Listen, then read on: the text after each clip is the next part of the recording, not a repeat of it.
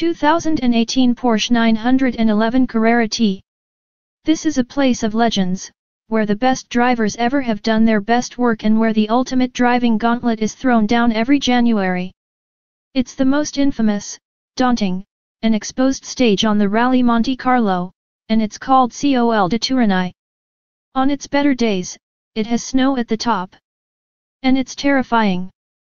That Porsche chose this road to debut yet another among the now 23 variants of 911 currently available. The 911 Carrera T demonstrates how enormous its cojones truly are. Not because the T uncovers significant new ground in the 911's already wide bandwidth of abilities, but rather because Porsche isn't afraid to send a lowered version of its brand-defining sports car for evaluation on roads utterly unsuited to lowered sports cars. But 911s have history here, and they've won on these roads. If a 911 can shine on the Turini, then it can shine just about anywhere. The point of the T, for touring, is to be a Spartan model equipped with only the necessities that a dedicated driver might want. In truth, it is built from a combination of parts available elsewhere in the 911 line. The engine is the same one as in the base Carrera, the twin-turbocharged 3.0-liter flat-six pumping out 370 horsepower and 331 lb-ft of torque, the most modest output among all current 911s. The engine is bolted to a standard 7-speed manual transaxle fitted with a 3.59:1 final drive ratio slightly shorter than the base Carrera's 3.44:1 and a limited slip differential. Porsche's dual-clutch automatic, PDK, is optional and offers the same gearset, although it uses the taller of the two final drives. It's all housed within the narrow-body Carrera's rear fenders. The lowering is thanks to the standard 2-mode PASM Sport suspension, which brings the car down 0.4 inch relative to a base Carrera. Every 911T gets a lightweight version of the Sport Chrono package, which adds a steering wheel-mounted driving mode selector and dynamic engine mounts but doesn't include the dash-mounted chronometer. The T shares its thinner rear window and side glass with the GT2Rs, saving about 8 pounds, and its 20-inch titanium grey wheels with the Carrera S. There are smaller details such as door release straps and a special front lip. When the T is equipped with the optional $5,200 carbon fiber full bucket seats, which aren't for everyone and also preclude the presence of the car's rear seats, total weight savings is 44 pounds relative to a standard Carrera. Rear axle steering, a feature not offered on the base Carrera, is optional on the T, for $2,090, as are Porsche ceramic composite brakes, $8,520. Iron rotors and fixed 4-piston calipers are standard. Parts bin special. If the 911 Carrera T sounds like a parts bin special, that's because it is. But that doesn't diminish its capabilities. This is a first-order driver's car, a basic 911 equipped with purposefully selected, road-annihilating hardware. And that's what it needs here, because the Turini offers no mercy. The route is rough, undulations and frost heaves pepper the surface throughout, and the higher it climbs the gnarlier it gets. A fine and frequently invisible layer of dirt lurks at many corner entrances. It is dry, it is wet, and in its shadows lay patches of ice and snow waiting to turn your moment of wonder into an obituary. There are deer, boulders, sheer drops, tunnels, overhangs, and switchbacks, so many switchbacks.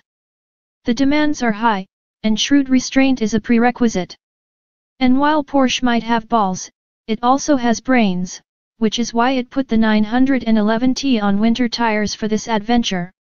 A word about that, yes, the tires, Pirelli Sato Zeros, 245/35R20 front and 295/30R20 rear, no doubt changed the TS personality, but they didn't ruin it. Braking performance was most heavily affected, with the ABS activating far earlier than it would with the car's standard performance rubber. Still, the T remained a predictable partner time and again on a road where anything less is deadly. Take that, Turini.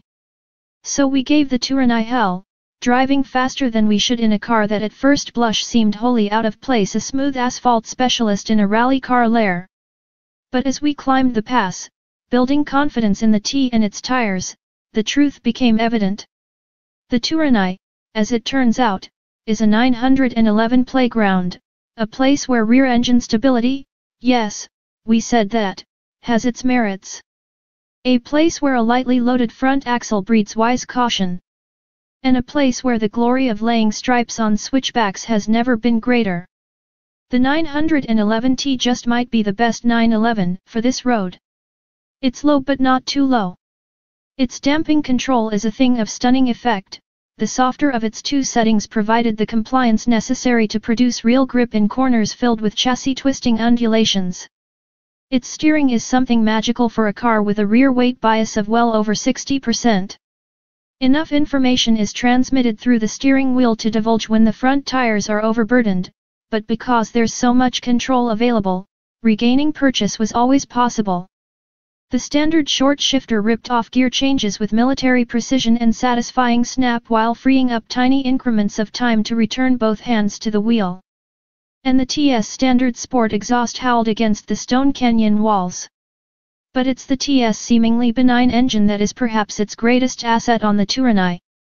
Relatively small turbos dump enough boost, 13.1 psi peak, into the 3.0-liter that torque zeniths at 1,700 rpm.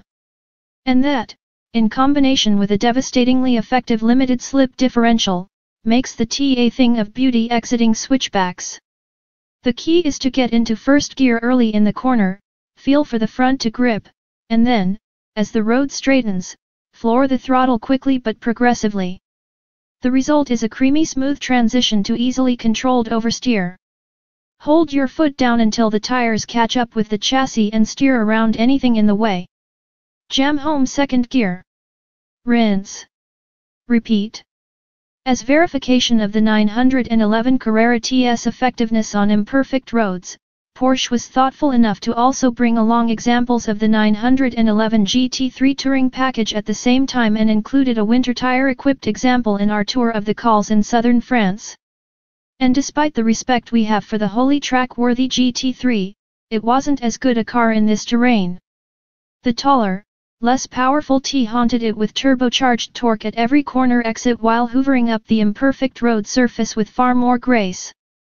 It was also comfortably quicker in this scenario. Porsche will ask $103,150 for the T, $11,000 more than a base Carrera, when it hits dealers early next spring. And although it might be a simple collection of parts, it's a shrewdly assembled, highly sorted, and well-chosen one partnered with an already staggeringly able chassis. It's a machine we could only hope to have in our own garage. Especially if that garage were at the bottom of a legendary pass in the French Alps.